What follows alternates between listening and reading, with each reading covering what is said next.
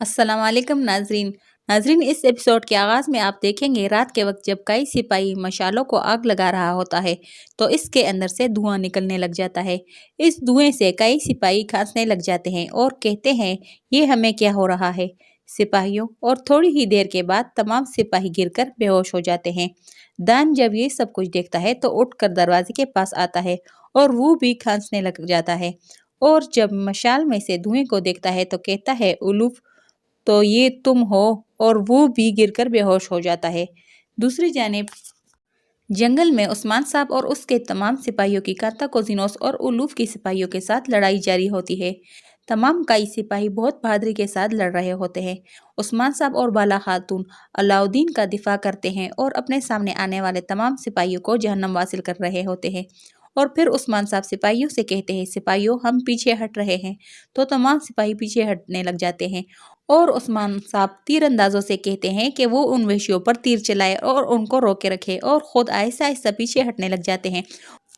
ओलूफ के वेशी सिपाही भी उनका पीछा करते हैं और इधर येनी शेर के जंदान में ओलूफ और फरीक अपना बेस बदलकर जंदान में आते हैं। फरीक अपने साथ बेहोशी से उठाने वाली दवाई भी साथ लेकर आती है और फिर ओलूफ और फरीक इस दवाई को सूंघते हैं। ये देखकर ओलूफ फरीक से कहता है मुझे तुम्हारी जहानत सबसे पसंद है प्यारी। जिस पर फरीक कहती है मैं जानती हूँ। और फिर उलूफ कई सिपाही से जंदान की चाबी लेकर जंदान का दरवाज़ा खोलने लग जाता है। उलूफ ताला खोलकर जंदान के अंदर दाखिल होता है और दान के पास आता है। और जब दान के हाथ से उंगलियों को कटा देखता है ये देखकर उलूफ कहता है उस्मान मैं तुमसे इसका हिसाब लूँगा, मैं तुम्हारी चमड़ी उतार दूंगा। और फिर वो दवाई दान को सूंघाता है जिससे दान को होश आ जाता है। अपने सामने उलूफ को देखकर दान निहायत खुश होता है और कहता है मुझे मालूम था कि तुम आओगे उलूफ। उलूफ पूछता है क्या तुम ठीक हो दान। जिस पर दान कहता है मैं ठीक नहीं हूँ। और फिर फरीक कहती है जल्दी करो मुहाफिज उठना शुरू हो रहे हैं। इधर जंगल में उस्मान साहब बाला खातून अलाउद्दीन को बचाकर जब पीछे हट रहे होते हैं तो उनके पीछे उलूफ के वेशी लग जाते हैं। इधर येनी शहर में उलूफ और फरीक जब दान को लेकर जंदान से बाहर आते हैं तो उनको कई सिपाही देख लेते हैं और उन पर हमला आवर हो जाते हैं। आयशा खातून और मलून खातून भी वहां आ जाती है और कहती है सिपाहियों दरवाजे बंद कर दो और इन पर हमला करो। फरीक दान और उलूफ कई सिपाहियों के साथ लड़ते हैं और अपना दिफा करते हैं। तो इनके दरमियान थोड़ी देर लड़ाई जारी रहती है और फिर छत से लियो एक ड्रम नीचे फेंकता है और तीर पर आग लगाकर उस ड्रम पर मारता है जिससे एक जोरदार धमाका होता है जिससे हर तरफ धुआं ही धुआं होता है और कुछ भी नजर नहीं आता। धुएं का फायदा उठाकर ओलूफ और फरीक वहां से भाग जाते हैं। ये देखकर मलहून कहती है आयशा वो भाग रहे हैं चलो और उसके पीछे भागती है। फरीक जब भाग रही होती है तो मलहून उसके पीछे आती है। लियो एक बार फिर कुंजी में बारूद भरकर ऊपर से नीचे मारता है जिससे वहां पर एक जोरदार धमाका होता है जिससे फरीक वहां से भाग जाती है और मलहून अपना खंजर लियो को मार देती है। थोड़ा आगे जाके फरीक अपना लिबास उतारती है और दूसरा लिबास पहन लेती है और वो लिबास एक टोकरी में डाल देती है और एक बच्ची को देखती है जो कि डर के मारे छुपे हुए होती है। फरीक उस बच्ची को उठाकर कहती है डरो मत बच्ची मैं यहाँ हूँ। ये देखकर मलून फरीक को कहती है गली में मत रुको घर जाओ दुश्मन चारों तरफ है और आगे की जानब रवाना हो जाती है। और इधर उलूफ दान को भगाता हुआ अपने घोड़े के पास ले आता है और दोनों अपने घोड़े पर सवार होकर वहां से घोड़े भगाते हुए चले जाते हैं। आयशा खातून उनको भागते हुए देख लेती है और सिपाहियों से कहती है जल्दी करो वो भाग रहे हैं। कई सिपाही उलूफ और दान के पीछे भागते हैं। इधर लियो जो कि निहायत जख्मी होता है भागता हुआ अपने दुकान के अंदर आ जाता है। दूसरी जानब जंगल में उस्मान साहब अलाउद्दीन को लेकर एक जगह पर आते हैं और कहते हैं या बेटो मेरे बेटे। अलाउद्दीन निहायत जख्मी होता है। उस्मान कहता है बेटे तुम 40 आदमियों में से बच कर निकले हो, तुमसे बहादुर कोई नहीं। बाला अलाउद्दीन के हाथ पर पट्टी करती है और कहती है अल्लाह का शुक्र है कि तुम ठीक हो अलाउद्दीन। अलाउद्दीन कहता है बाबा ये सब कुछ मेरी वजह से हुआ है। उस्मान साहब कहते हैं नहीं बेटा ऐसा मत कहो और उसे पानी पिलाते हैं। फिर कहते हैं तुमने अपनी तहरीर से हमें इन वेशियों के चालों से बचाया। इसी दौरान उलूफ के वेशी सिपाही भी इसी तरफ आ रहे होते हैं। कई सिपाही बताता है हुजूर वो आ रहे हैं। ये सुनकर उस्मान साहब कहता है सिपाहियों हर कोई अपना फर्ज संभालो जो तुम जानते हो। फिर सब सिपाही छुप जाते हैं। इधर येनी शहर में जब मलहून खातून आयशा के पास आती है तो आयशा बताती है मलहून हम इन्हें नहीं पकड़ सके, वो कैदी और इनके साथ वाला आदमी भाग गया। मैंने उनके पीछे कई सिपाही भेजे हैं, इंशाल्लाह हम इनको बहुत जल्द पकड़ लेंगे। मलहून कहती है इंशाल्लाह। ملہون کہتی ہے وہ بھاگ گئے لیکن ابھی بھی 2 آدمی اندر موجود ہے۔ پھر سپاہیوں سے کہتی ہے سپاہیوں ہم نے ان 2 آدمیوں کو پکڑنا ہے، ایک مرد اور ایک عورت۔ عورت کا چہرہ ڈھکا ہوا تھا، اسے پکڑنا مشکل ہے لیکن آدمی وہ زخمی ہے، میں نے اس کے کندھے پر وار کیا ہے۔ پھر عائشہ سے کہتی ہے عائشہ ہمیں ان کو پکڑنے کے لیے کوئی طریقہ اختیار کرنا ہوگا، جس پر عائشہ کہتی ہے ہم ڈھونڈیں گے، ہم ضرور ڈھونڈیں گے، اور تمام لوگ ڈھونڈنے لگ جاتے ہیں۔ پھر ملہون کی نظر دیوار پر لگے خون پر پڑتی ہے جو کہ لیو کی دکان ہوتی ہے۔ اندر لیو فریق کے پاس ہوتا ہے جو کہ نہایت زخمی ہوتا ہے۔ فریق کہتی ہے احمق تم تو زخمی ہو، تم اس حالت میں یہاں کیسے آ سکتے ہو؟ کیا تم نے اپنے پیچھے کوئی نشان تو نہیں چھوڑا؟ مجھے بتاؤ۔ لیو کہتا ہے نہیں۔ لیو کے ہاتھ سے خون بہہ رہا ہوتا ہے۔ فریق یہ دیکھ کر کہتی ہے تمہارے ہاتھ سے خون بہہ رہا ہے، میں اپنا منصوبہ تمہاری وجہ سے خراب نہیں کر سکتی، جس پر لیو کہتا ہے تم مجھے مار نہیں سکتی۔ اگلے ہی لمحے فریق اپنا خنجر نکال کر لیو کو مار دیتی ہے جس سے لیو زمین پر گر جاتا ہے۔ اسی دوران ملعون خاتون نشانات کا تعاقب کرتے ہوئے اس دکان تک پہنچ جاتی ہے۔ اندر دیکھتی ہے تو اندر کوئی نہیں ہوتا۔ ملعون کہتی ہے کیا کوئی اندر ہے؟ مارتا، لیو افندی۔ اسی دوران مارتا یعنی فریق اپنے ہاتھ پر پٹی کرتے ہوئے اوپر سے نیچے آتی ہے، ملعون خاتون کے پاس آ کر کہتی ہے معافی چاہتی ہوں اور اپنا ہاتھ دکھاتی ہے، یہ سب میری بے وقوفی کی وجہ سے ہوا ہے۔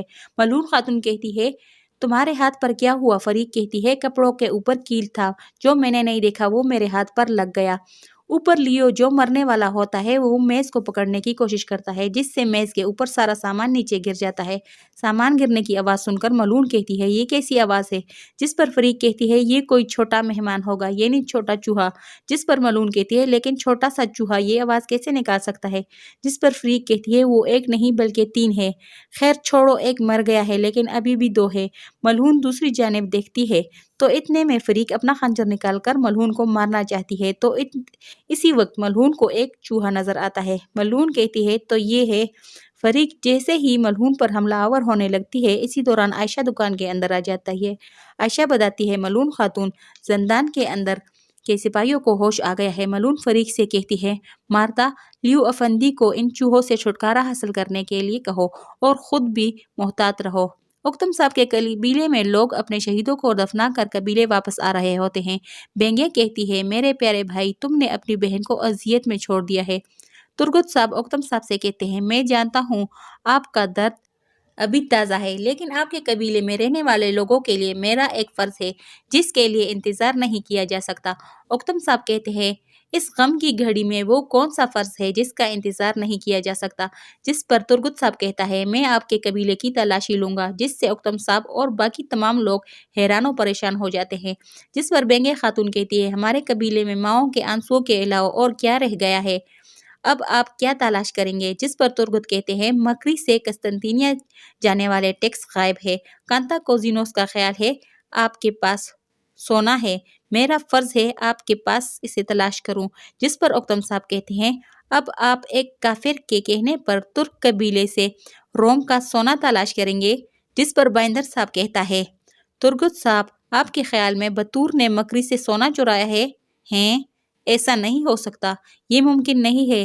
یہ سن کر بینگے خاتون آگے آ کر کہتی ہے میں نے اپنے بھائی کو ٹکڑے ٹکڑے کر کے دفن کیا، اب آپ کیا چاہتے ہیں ترگت صاحب؟ جس پر ترگت صاحب کہتے ہیں میں چاہتا ہوں کہ ہم اپنے شہیدوں پر لگے ہوئے بہتان کو ہٹائیں، ہمیں اپنا کام کرنے دیں تاکہ ہم آپ پر لگائے گئے الزامات کو ہٹا سکیں۔ یہ سن کر اکتم صاحب کہتے ہیں ہٹ جاؤ خاتون۔ پھر ترگت صاحب سے کہتے ہیں آپ حقیقت کی تلاش میں ہیں اور ہم حقیقت جانتے ہیں، آپ اپنا فرض ادا کریں۔ ایک بہتان صرف اسی کو شرمندہ کرتا ہے جس نے بہتان لگایا ہو۔ جس پر ترگت صاحب کہتے ہیں اے واللہ، اور اکتمور سے کہتا ہے اکتمور چلو۔ پھر اکتمور اپنے سپاہیوں کو لے کر قبیلے کی تلاشی لینے لگ جاتا ہے۔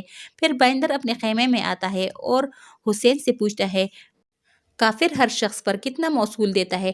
حسین کہتا ہے میں نہیں جانتا حضور، لگ بھگ 10 تھیلیاں۔ یہ سن کر بائندر کہتا ہے واہ ظالم کافر واہ، عثمان چوتھائی حصہ بھی نہیں لیتے، اس کا مطلب ہے تمام شہیدوں کے مواصلات ایک صندوق سے بھی زیادہ ہوں گے۔ سونے کے صندوق، سونے سے بھرے ہوئے صندوق، میں سونے کی بات کر رہا ہوں حسین۔ اور پھر کہتا ہے میری بات سنو، اگر اکتم صاحب نے واقعی ایسا کیا تو سونا اس قبیلے میں ہے، اور انہوں نے اکتم صاحب پر کوئی چال چلی تو بھی سونا اسی قبیلے میں ہے۔ جس پر حسین کہتا ہے آپ نے بالکل صحیح کہا۔ یہ سن کر بائندر غصے سے کہتا ہے تمہاری ہمت कैसे हुई।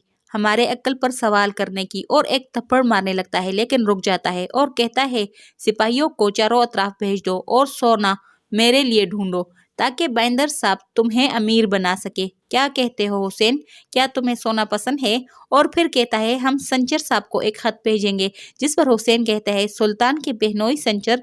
जिस पर बाइंदर कहता है, हाँ बिल्कुल, चलो इसे लिखो। ये सुनकर हुसैन खत लिखने लग जाता है तो बाइंदर लिखवाता है, काबिल एहतराम संचर साहब, आप जानते हैं कि उस्मान आपकी मानंद है। वो सरहद की जमीनों को जलाकर खाक बना रहा है, इससे उलट कर रख दिया है। उस्मान ने कुफार की बात मान ली है और वो खाना जंगी का सबब बनेगा और ये जंग हमें तिजारत में नुकसान देगी।